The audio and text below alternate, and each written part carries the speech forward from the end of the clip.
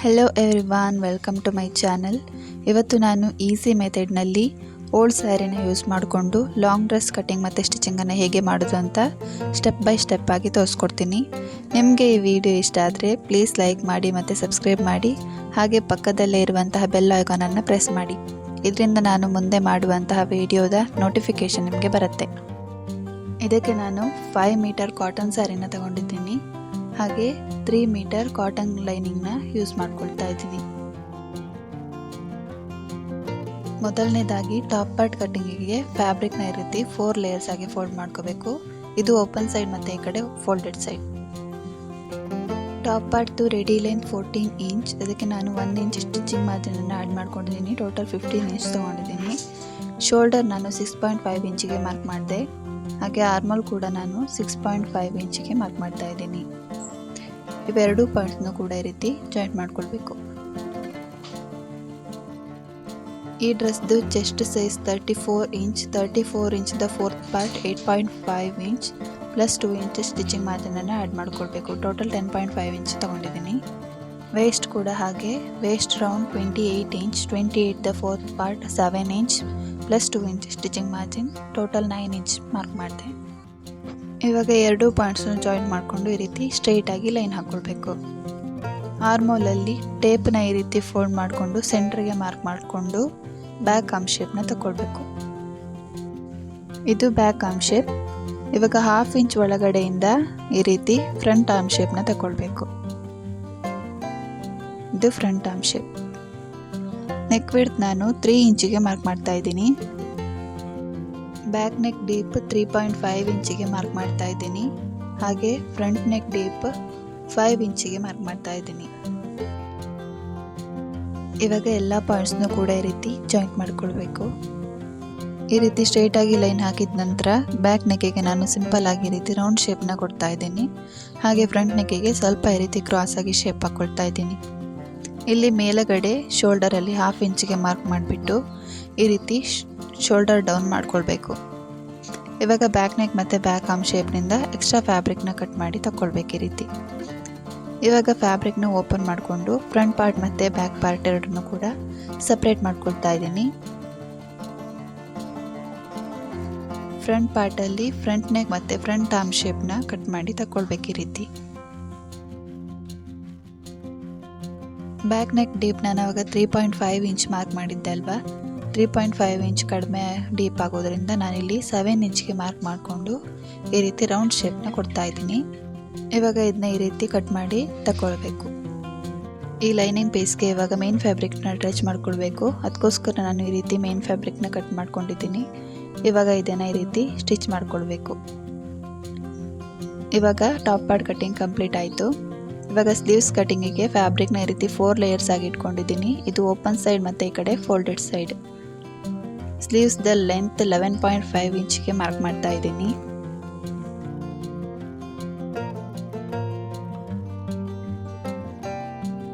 ಇದರದ್ದು width armhole round plus 2 inch stitching margin. Total 9 inch ತಗೊಂಡಿದ್ದೀನಿ.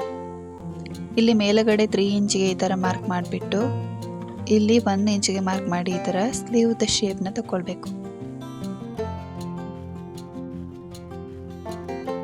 ಸ್ಲೀವ್ಸ್ದ bottom ನಾನು 6 ಇಂಚ್ಗೆ mark ಮಾಡ್ತಾ ಇದ್ದೀನಿ. ಇವಾಗ ಈ ರೀತಿ ಪಾಯಿಂಟ್ಸ್ನ ಜಾಯಿಂಟ್ ಮಾಡಿಕೊಂಡು ಎಕ್ಸ್ಟ್ರಾ ಫ್ಯಾಬ್ರಿಕ್ನ ರಿಮೂವ್ ಮಾಡ್ಕೊಳ್ಬೇಕು.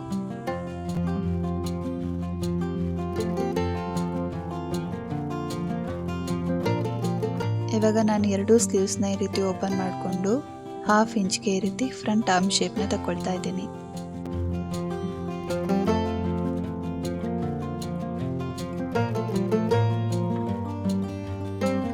ಇವಾಗ ಸ್ಲೀವ್ಸ್ದು ಕಟ್ಟಿಂಗ್ ಕಂಪ್ಲೀಟ್ ಆಯಿತು. ಇವಾಗ ಟಾಪ್ ಪಾರ್ಟ್ ಸ್ಟಿಚಿಂಗ್ ಹೇಗೆ ಮಾಡೋದು ಅಂತ ತೋರಿಸ್ತೀನಿ. ಟಾಪ್ ಪಾರ್ಟ್ದು ಕಟ್ಟಿಂಗ್ ಮಾಡಿಟ್ಟಿದ್ವಲ್ಲ ಅದನ್ನು ಈ ರೀತಿ ಮೇನ್ ಫ್ಯಾಬ್ರಿಕ್ಗೆ ಅಟ್ಯಾಚ್ ಮಾಡಿಕೊಂಡು ಸ್ಟಿಚ್ ಮಾಡ್ಕೊಂಡಿದ್ದೀನಿ. ಇವಾಗ ಇದನ್ನು ಈ ರೀತಿ ಫೋಲ್ಡ್ ಮಾಡಿಕೊಂಡು ಸೆಂಟ್ರಿಗೆ ಮಾರ್ಕ್ ಮಾಡ್ಕೊಳ್ಬೇಕು. ಈ ರೀತಿ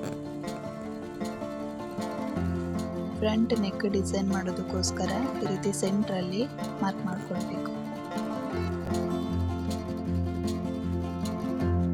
ಇವಾಗ ನಾನು ಈ ರೀತಿ ಸ್ಯಾರಿದು ಬಾರ್ಡರ್ ಅನ್ನು ತಗೊಂಡಿದ್ದೀನಿ. ಇದನ್ನ ಈ ರೀತಿ ಫೋಲ್ಡ್ ಮಾಡಿಕೊಂಡು ಸೆಂಟ್ರಿಗೆ ಮಾರ್ಕ್ ಮಾಡ್ಕೊಳ್ಬೇಕು ಈ ರೀತಿ.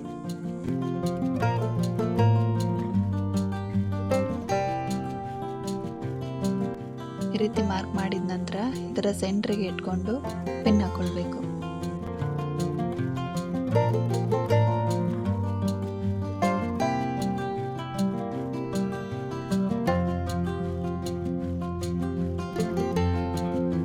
ಇದಕ್ಕೆ ನಾನು ಸ್ಯಾರಿ ಬಾರ್ಡರಲ್ಲಿ ಮಾಡಿರುವಂಥ ಪೊಟ್ಲಿ ಬಟನ್ಸನ್ನು ತಗೊಂಡಿದ್ದೀನಿ.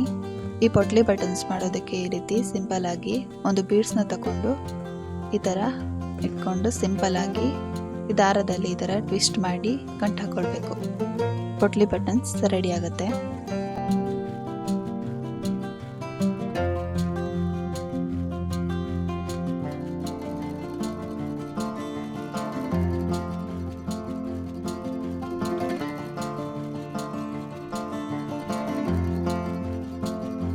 ಇದೇ ರೀತಿ ಎಲ್ಲ ಪೊಟ್ಲಿ ಬಟನ್ಸನ್ನು ಕೂಡ ಮಾಡಿ ಇಟ್ಕೊಂಡಿದ್ದೀನಿ. ಇವಾಗ ಇದನ್ನು ಸ್ಟಿಚ್ ಮಾಡ್ಕೊಳ್ಬೇಕು. ಇಲ್ಲಿ ಸೈಡಲ್ಲಿ 1 ಇಂಚಿಗೆ ಮಾರ್ಕ್ ಮಾಡ್ಕೊಳ್ತಾ ಇದ್ದೀನಿ. ಈ ರೀತಿ 1 ಇಂಚಿಗೆ ಮಾರ್ಕ್ ಮಾಡ್ಕೊಳ್ತಾ ಹೋಗಬೇಕು. 1 ಇಂಚಿಗೆ ಈ ಥರ ಮಾರ್ಕ್ ಮಾಡಿದ ನಂತರ ಒಂದು ಸೈಡಲ್ಲಿ ಈ ಥರ ಸ್ಟಿಚ್ ಮಾಡ್ಕೊಂಡಿದ್ದೀನಿ. ಈ ಸೈಡಲ್ಲಿ ನಾನು ಹೇಗೆ ಸ್ಟಿಚ್ ಮಾಡೋದು ಅಂತ ತೋರಿಸ್ಕೊಡ್ತೀನಿ. ಇದಕ್ಕೆ ನಾನು ಸಿಂಗಲ್ ಫೂಟನ್ನೇ ಯೂಸ್ ಮಾಡ್ತಾ ಇಲ್ಲ, ಡಬಲ್ ಫೂಟಲ್ಲೇ ಈ ರೀತಿ ಸ್ಟಿಚ್ ಮಾಡಿ ತೋರಿಸ್ತಾ ಇದ್ದೀನಿ.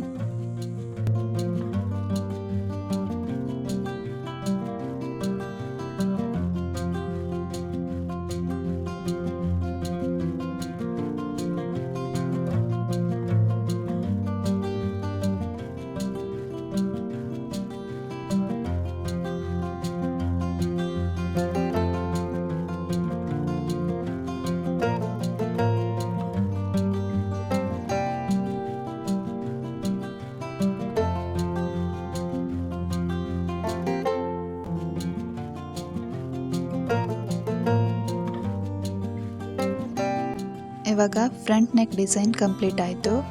ಇವಾಗ ಇದಕ್ಕೆ ನೆಕ್ಗೆ ಕ್ರಾಸ್ ಪಟ್ಟಿನ ಅಟ್ಯಾಚ್ ಮಾಡ್ಕೊಳ್ಬೇಕು.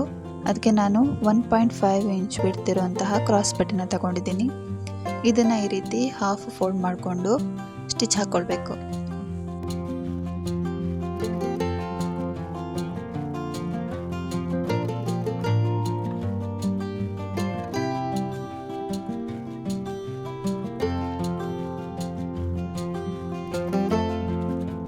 ಈ ರೀತಿ ಸ್ಟಿಚ್ ಮಾಡಿದ್ದಾದ ನಂತರ ನೆಕ್ ಪಾರ್ಟ್ ಮೇಲೆ ಈ ರೀತಿ ಇಟ್ಕೊಂಡು 1/2 ಇಂಚ್ ಅಥವಾ 1/4 ಇಂಚಿಗೆ ಈ ಥರ ಸ್ಟಿಚ್ ಹಾಕ್ಕೊಳ್ಬೇಕು.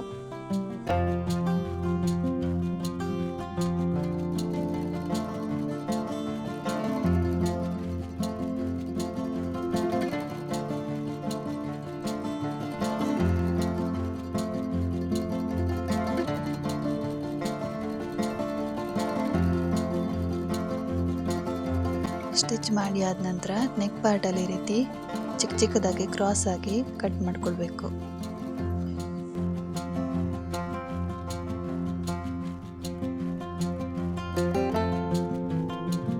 ಕಟ್ ಮಾಡಿ ಆದ ನಂತರ ಇವಾಗ ಇದನ್ನು ಈ ರೀತಿ ಉಲ್ಟಾ ಫೋಲ್ಡ್ ಮಾಡಿಕೊಂಡು ಸ್ಟಿಚ್ ಹಾಕ್ಕೊಳ್ಬೇಕು.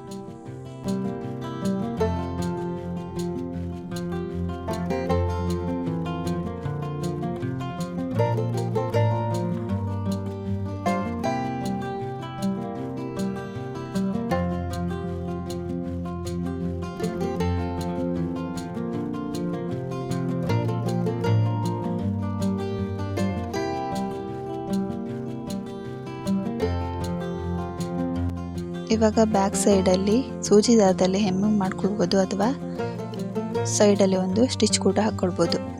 ಇದೇ ಮೆಥಡಲ್ಲಿ ಬ್ಯಾಕ್ ನೆಕ್ ಪಟ್ಟಿನೂ ಕೂಡ ಸ್ಟಿಚ್ ಮಾಡ್ಕೊಳ್ಬೇಕು. ಇವಾಗ 2 ಶೋಲ್ಡರ್ನು ಕೂಡ ಜಾಯಿಂಟ್ ಮಾಡ್ಕೊಳ್ತಾ ಇದ್ದೀನಿ. ಈ ರೀತಿ 1/2 ಇಂಚಿಗೆ ಈ ರೀತಿ ಸ್ಟಿಚ್ ಹಾಕ್ಕೊಳ್ಬೇಕು.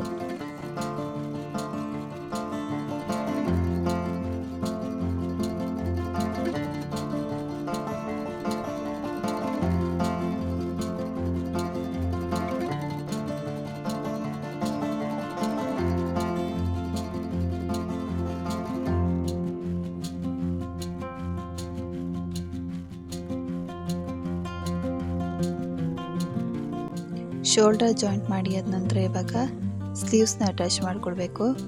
ಈ ರೀತಿ ಸೆಂಟ್ರಲ್ಲಿ ಇಟ್ಕೊಂಡು ಈ ಥರ ಸೆಂಟ್ರಿಂದ ಸ್ಟಿಚ್ ಹಾಕ್ಕೊಳ್ತಾ ಬರಬೇಕು.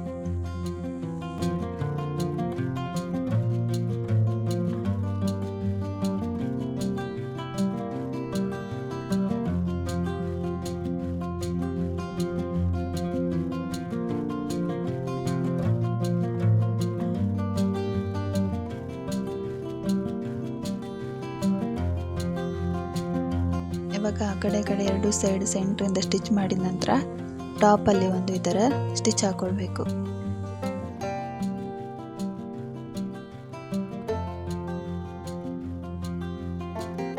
ಇದೇ ಮೆಥಡಲ್ಲಿ ಆ ಕಡೆ ಸ್ಲೀವ್ಸ್ನು ಕೂಡ ಸ್ಟಿಚ್ ಮಾಡ್ಕೊಳ್ಬೇಕು. ಎರಡು ಸ್ಲೀವ್ಸ್ ಸ್ಟಿಚಿಂಗ್ ಮಾಡಿದ ನಂತರ ಇವಾಗ ಫಿಟ್ಟಿಂಗ್ ಮಾರ್ಜಿನ್ ಮೇಲೆ ಈ ರೀತಿ ಸ್ಟಿಚ್ ಹಾಕ್ಕೊಳ್ತಾ ಇದ್ದೀನಿ. ಕೆಳಗಡೆ 1 ಇಂಚ್ ಬಾಟಮ್ ಪಾರ್ಟ್ಗೆ ಸ್ಟಿಚ್ ಮಾಡೋದಕ್ಕೋಸ್ಕರ 1 ಇಂಚ್ ಗ್ಯಾಪ್ ಬಿಟ್ಟು ಈ ರೀತಿ ಸ್ಟಿಚ್ ಹಾಕ್ಕೊಳ್ಬೇಕು.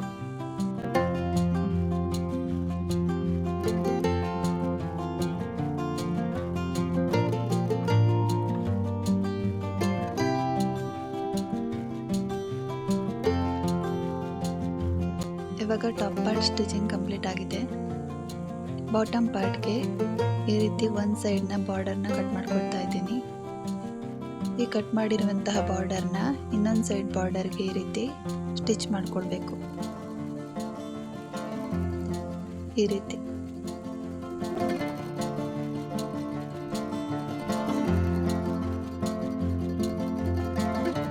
ಎರಡು ಬಾರ್ಡರ್ ಅಟ್ಯಾಚ್ ಮಾಡಿದ ನಂತರ ಈ ರೀತಿ ಫ್ಯಾಬ್ರಿಕ್ನ ಫೋಲ್ಡ್ ಮಾಡ್ಕೊಂಡಿದ್ದೀನಿ. ಬಾಟಮ್ ಪಾರ್ಟ್ದು ಲೆಂತ್ 42 ಇಂಚ್ ತಗೊಂಡಿದ್ದೀನಿ. ನಿಮಗೆ ಎಷ್ಟು ಲೆಂತ್ ಬೇಕಂತ ನೋಡಿಕೊಂಡು ಮಾರ್ಕ್ ಮಾಡ್ಕೊಳ್ಬೇಕು.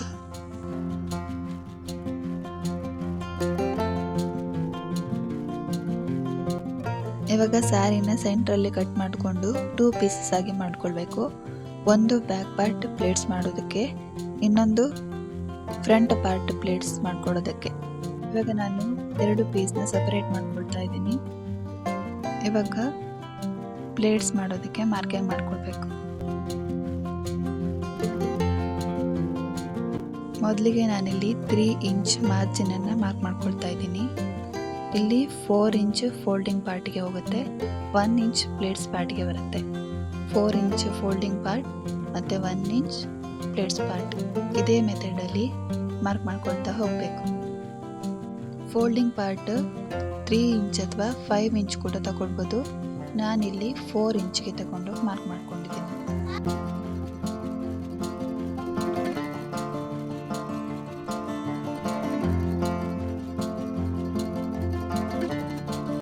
ಈ ರೀತಿ ಫೋಲ್ಡ್ ಮಾಡಿಕೊಂಡು ಪಿನ್ ಅಟ್ಯಾಚ್ ಮಾಡ್ಕೊಳ್ಬೇಕು. ಎಲ್ಲ ಪ್ಲೇಟ್ಸ್ನು ಕೂಡ ಸೇಮ್ ಇದೇ ಮೆಥಡಲ್ಲಿ ಫೋಲ್ಡ್ ಮಾಡಿಕೊಂಡು ಪಿನ್ ಅಟ್ಯಾಚ್ ಮಾಡ್ಕೊಳ್ತಾ ಹೋಗಬೇಕು.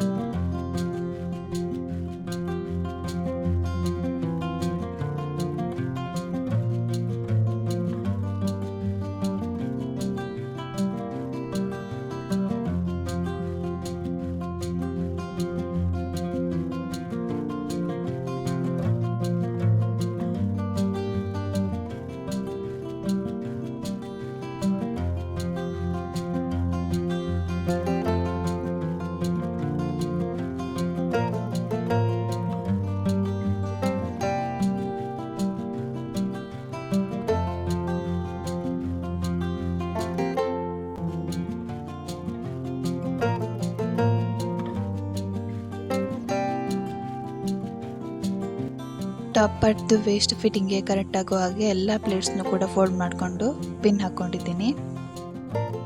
ಬ್ಯಾಕ್ ಪಾರ್ಟ್ಗೂ ಕೂಡ ಸೇಮ್ ಇದೇ ಮೆಥಡಲ್ಲಿ ಪ್ಲೇಟ್ಸ್ ಮಾಡಿಕೊಂಡು ಪಿನ್ ಹಾಕ್ಕೊಂಡಿದ್ದೀನಿ.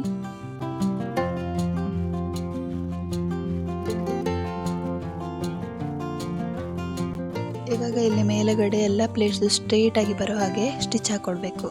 ನಾನು ಫ್ರಂಟ್ ಪಾರ್ಟ್ ಮತ್ತು ಬ್ಯಾಕ್ ಪಾರ್ಟ್ ಎರಡು ಕೂಡ ಈ ರೀತಿ ನೀಟಾಗಿ ಐರನ್ ಮಾಡಿ ಇಟ್ಕೊಂಡಿದ್ದೀನಿ. ಇವಾಗ ಬಾಟಮ್ ಪಾರ್ಟ್ ಲೈನಿಂಗ್ಗೆ ಫ್ಯಾಬ್ರಿಕ್ನ ಈ ರೀತಿ 4 ಲೇಯರ್ಸ್ ಆಗಿ ಫೋಲ್ಡ್ ಮಾಡ್ಕೊಂಡಿದ್ದೀನಿ. ಬಾಟಮ್ ಪಾರ್ಟ್ದು ಲೈನಿಂಗ್ ಲೆಂತ್ 40 ಇಂಚಸ್ ತಗೊಂಡಿದ್ದೀನಿ. ಇವಾಗ ಟಾಪ್ ಪಾರ್ಟ್ದು ವೇಸ್ಟ್ ಪಾರ್ಟ್ನ ಈ ರೀತಿ ಫೋಲ್ಡ್ ಮಾಡಿಕೊಂಡು ಈ ರೀತಿ ಮಾರ್ಕ್ ಮಾಡ್ಕೊಳ್ಬೇಕು.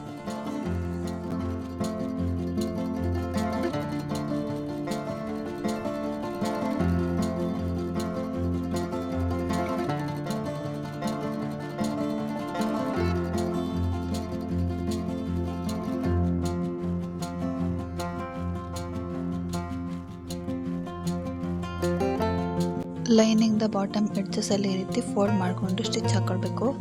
ಇವಾಗ ಮೇನ್ ಪಾರ್ಟ್ ಮತ್ತು ಲೈನಿಂಗ್ ಪಾರ್ಟ್ ಎರಡನ್ನೂ ಕೂಡ ಈ ರೀತಿ ಸ್ಟಿಚ್ ಹಾಕ್ಕೊಳ್ಬೇಕು. ಇವಾಗ ಟಾಪ್ ಪಾರ್ಟ್ ಮತ್ತು ಬಾಟಮ್ ಪಾರ್ಟ್ ಎರಡನ್ನೂ ಕೂಡ ಈ ರೀತಿ ಜಾಯಿಂಟ್ ಮಾಡ್ಕೊಳ್ಬೇಕು.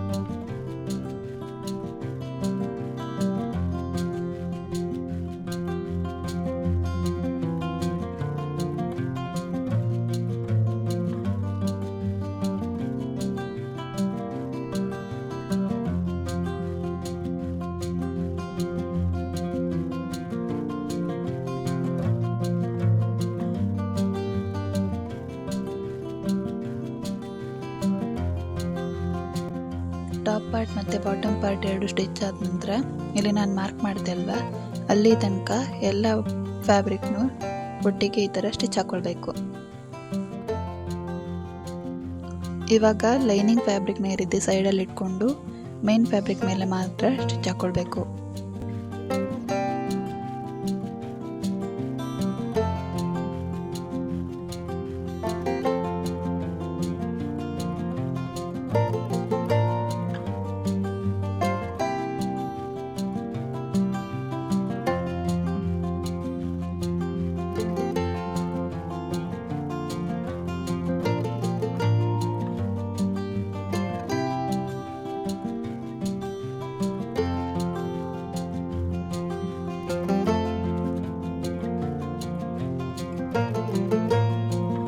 ಇವಾಗ ಮೇನ್ ಫ್ಯಾಬ್ರಿಕ್ನ ಈ ರೀತಿ ಒಳಗಡೆ ಸೇರಿಸ್ಕೊಂಡು ಲೈನಿಂಗ್ ಫ್ಯಾಬ್ರಿಕ್ ಮೇಲೆ ಈ ಥರ ಸ್ಟಿಚ್ ಹಾಕ್ಕೊಳ್ತಾ ಹೋಗಬೇಕು.